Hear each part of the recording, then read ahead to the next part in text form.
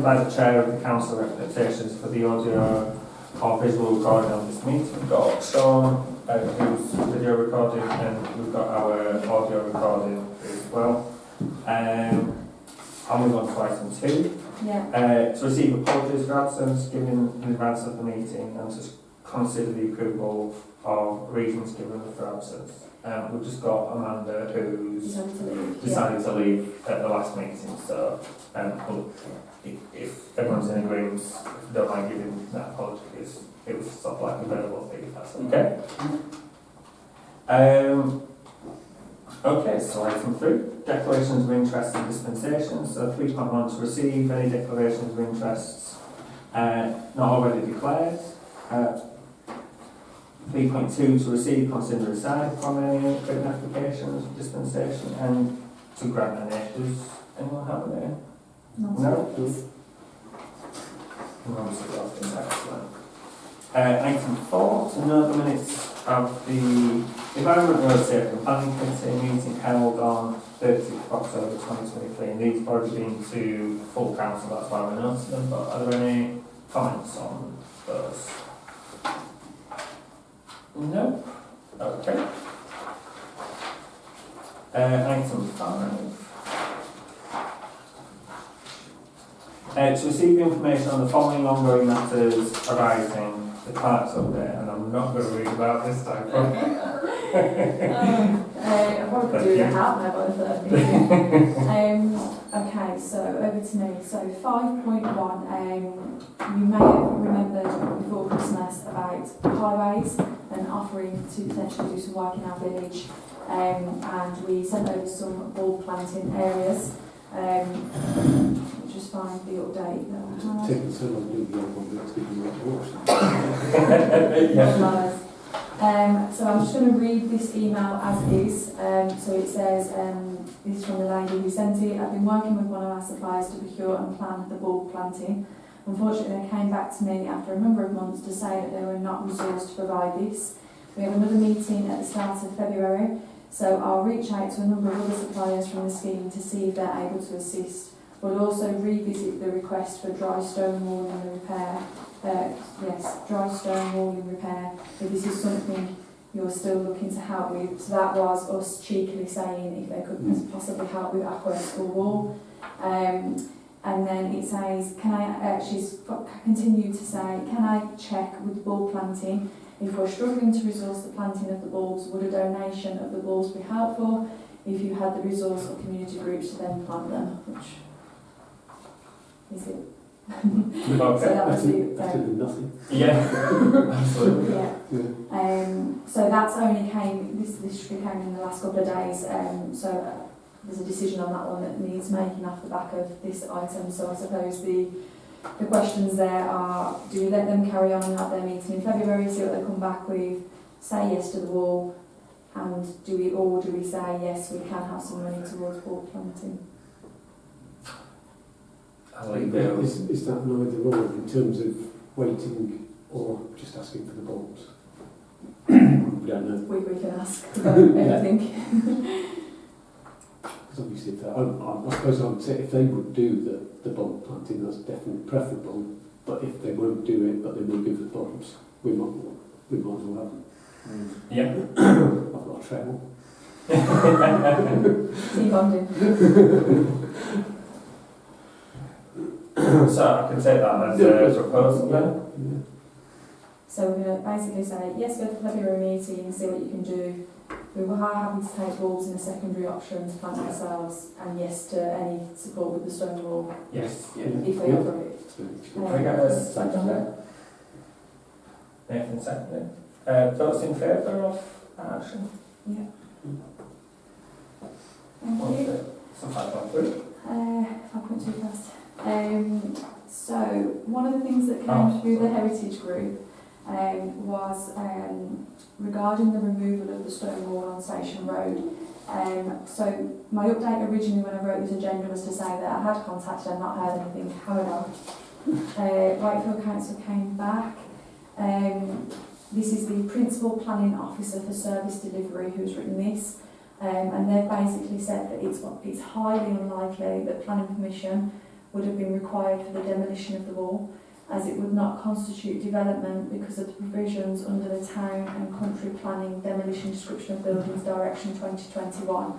However, they have asked me for more information, so I'll send through some Google images and bits and pieces to see if I can get a bit more clarity, but that's their initial thoughts on it. But I suppose the thing there is they've rebuilt the garage and something behind the garage, which is why they knocked the wall down, presumably. So they've actually changed the building, and in conjunction with that, knocked down the walls. I suppose if we can get back to them about that. Yeah, so we've got the garage, the build behind, and then like I said, I've sent some images at least and they can... The good thing is Google Street View does historical images now, so you can show what it was and what it looks like now. Yeah, well we're due to catch up, aren't we? So Yeah. if when we catch up, if I can have a look at that sure. with you, will you have, that's is that fine. okay? Yeah. And I'll put that together then and send it. That's, Yeah. do you want that as a proposal? No, because that's No. ongoing. Okay. So my ongoing is that I'm going to go back to them and obviously Andy's just going to support me with making sure I've got all the right information. That's grand, yep. 5.3, so there was a request for information on a removal of a secondary wall for Low Green. It came through one of the committee, it must have been this committee meeting. So I've spoken to one of the district councillors about that, and the short answer basically is due to some flooding in that area, the wall was removed under an emergency act where Wakefield Council can remove part of that wall to alleviate some of the pressure. And it's there's some ins and outs of it that I won't go into in a public setting because it's something to do with the homeowner and the way that the wall had been built and things like that.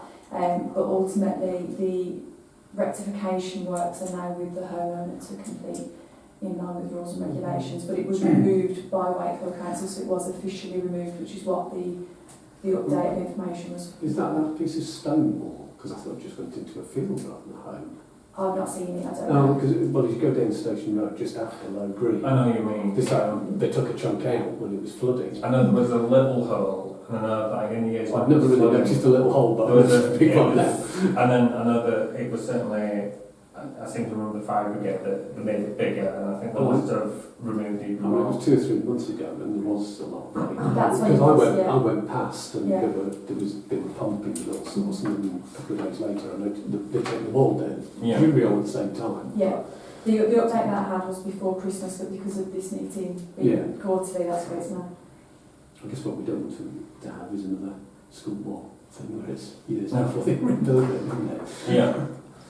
So yeah, so in answer to the question that was asked at that committee, it was removed by Wakefield Council officially.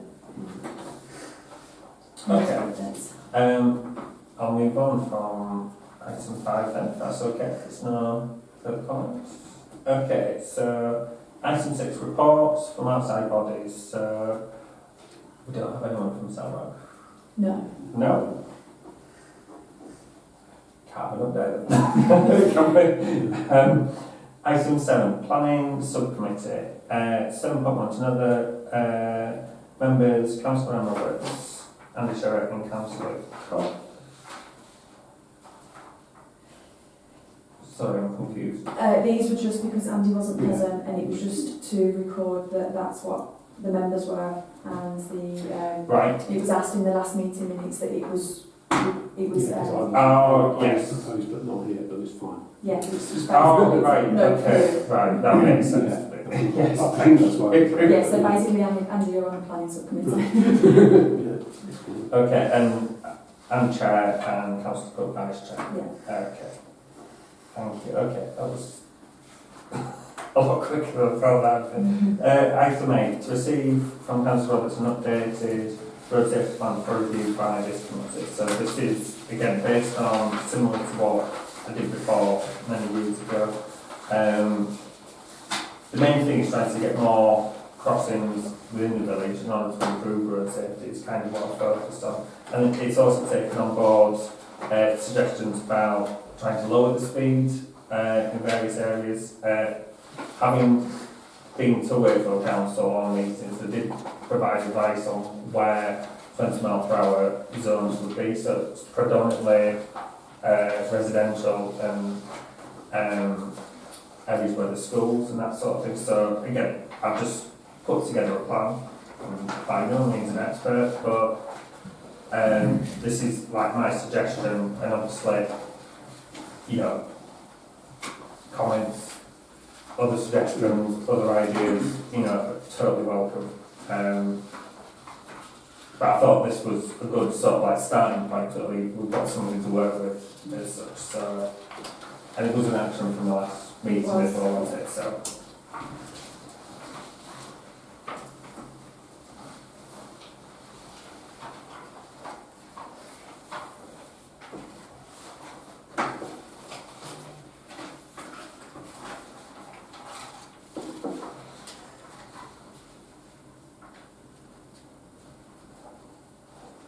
So again, I welcome comments or suggestions. There were one or two things that I just noticed on it, and it's in terms of the crossings. Not pension is on it. Sorry, I didn't. No, it's all right. Yeah, no. The one by Ego Restaurant at Beverley Arms, so the Stone Car dealership.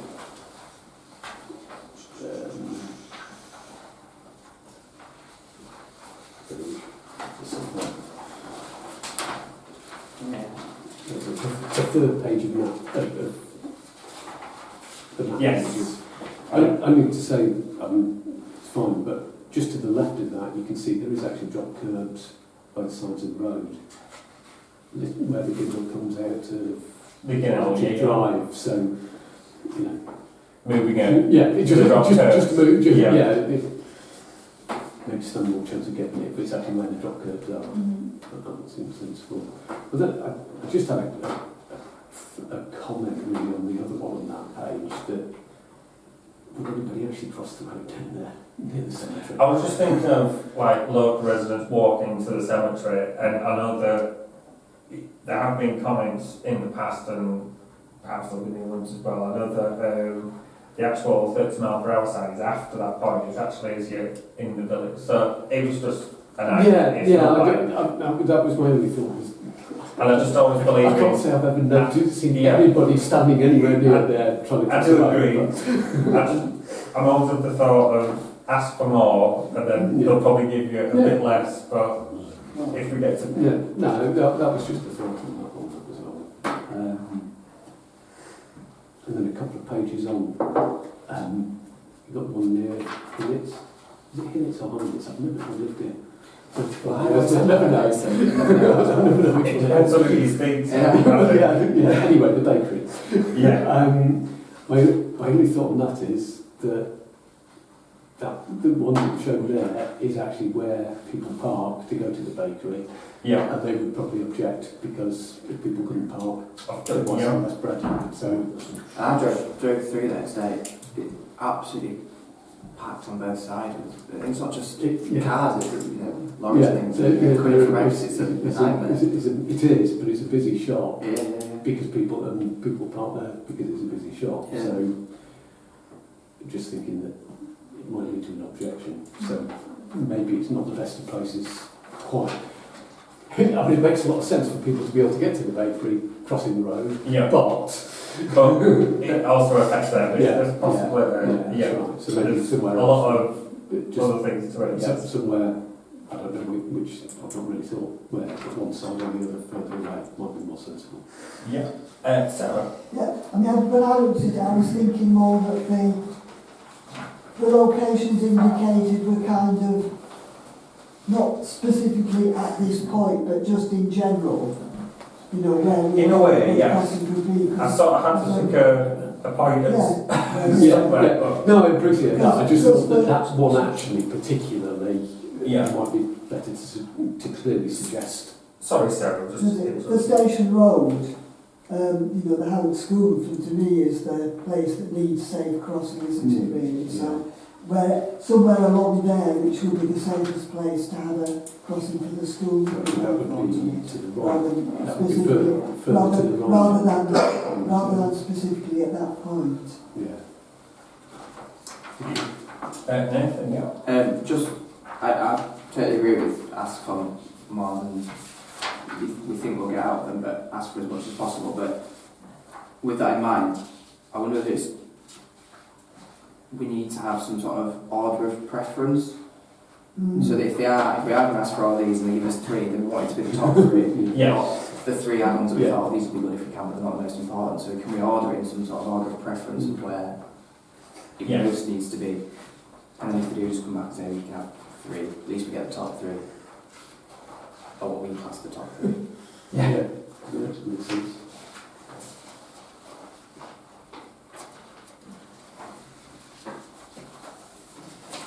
Sarah? On that, rather than us sit here now taking up time, agreeing on numbering, can I suggest that Martin comes back with some numbers on and we can say yes or no? Or else somebody comes back Yeah. with some numbers on. Yeah. Yeah. Yeah, we can certainly email them as well. Yeah. So perhaps if people sort of like put together the suggestions, if you email me directly, I can alter That's fine. and move things about and we bring it back to the next thing. But can I just say thank you to Martin for doing his work? Oh, it's okay.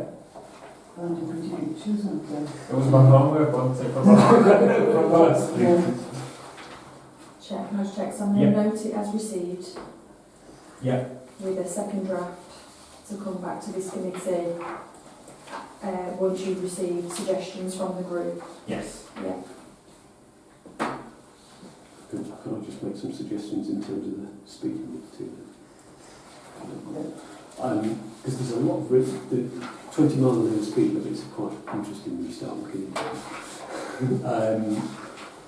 I will just add, Wakefield Council now said that they will not do anything to enforce them. It is literally more as a comfort rather than... And that actually... That is kind of what we said to us. I've got a suggestion, but I was going to make some points about it first, because I've done some research on them.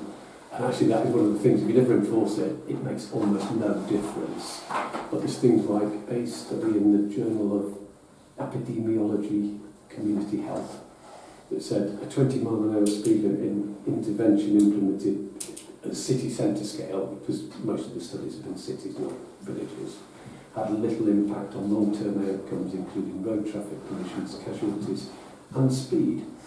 So there was that, and then... sorry, could I just ask, is that without enforcement, you say? that was the overall one. This was actually looking at Belfast, but it was a 3-year study into it that basically said it didn't make any difference.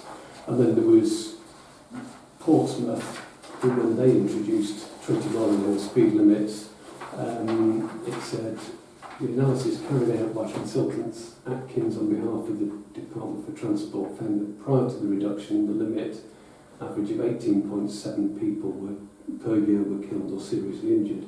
After the reduction, it rose to 19.9. So actually in Portsmouth, it increased the number of people. People redundant. Yeah. Question. What about the people around this table? Have any of us encountered 20 mile an hour speed limits, and if so, did we adhere to it? Yes. Yes. Yeah. It's just I'm just saying. I'm only, I just thought I'd say that. I mean, I've got. I'm not saying against. whatever the statistics I just show, bring mine in. whatever the statistics show, it's a kind of reminder. And the question of enforcement maybe is a different thing, but interesting that everybody around this table has encountered them and adhered to them. I'll bring Sarah in Yeah. next. And just to take issue with what you just said about whenever it was Portsmouth, Yeah. because the statistics on deaths have increased doesn't mean it was caused by the 20 mile an hour limit. No, not which at is all. what No, we because kind of actually require. most reports say there's no statistically significant Yeah. difference. Yeah. Actually, is the outcome. But the proposal I think that is great that we ought to try and look at is that trees make roads safer. And there's quite a bit of evidence that if you plant trees sort of at the edge between the pavement and the road, put trees there, that actually really slows people down. Well, that's interesting. Yeah, and I will say there is a potential drawback to that, because if you do hit a tree in a car, you don't tend to do very well. but it's that perception thing. Because what I did really think was that particularly on the bit about the entrances to the village, that actually, you know, if you're coming from Doncaster Road or Wakefield Road, then actually you're on wide roads. Yeah, especially Doncaster And Road. actually, if you could slightly narrow the roads by putting trees there, A, it's environmental, so we get more trees, but B, it shows that people are getting into it. And I've always thought for years, all along Wakefield Road, it's so wide, that's why people probably do go exceed the limit. Not so bad, the cameras are there. But if you had loads of trees, A, it makes the village look good, and B, it slows people down. Yeah. So, tree-lined avenues like the French. Yeah. You never want to speak on those, you just waft along enjoying the countryside, waiting for a bakery. No. but so it's maybe, you know, there's a particular suggestion there that those. Well, they were the ones I really did think actually was that the entrance, Bracken Hill, and actually both of the entrance, Doncaster and Barnsley Roads, could have some trees to slow people down coming into the village.